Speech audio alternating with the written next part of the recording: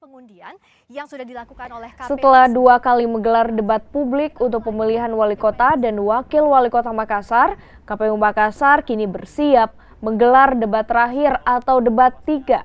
Direncanakan debat terakhir ini akan dilaksanakan pada tanggal 4 Desember 2020 dan akan dihelat di kota Makassar. Rencananya debat ini akan membahas mengenai strategi penanggulangan COVID-19, penanggulangan kemiskinan, dan kebijakan penanggulangan narkoba dan perlindungan pada perempuan dan anak.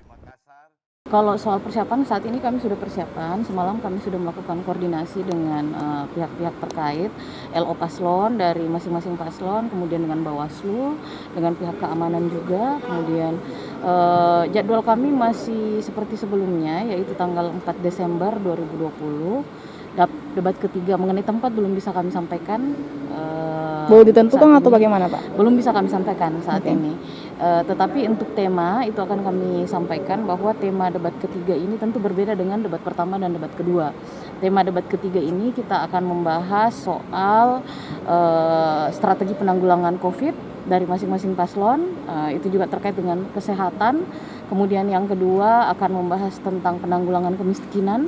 Kebijakan penanggulangan kemiskinan seperti apa yang akan ditawarkan, kemudian kebijakan penanggulangan narkoba, dan yang keempat adalah perlindungan pada kelompok perempuan, disabilitas, dan anak. Jadi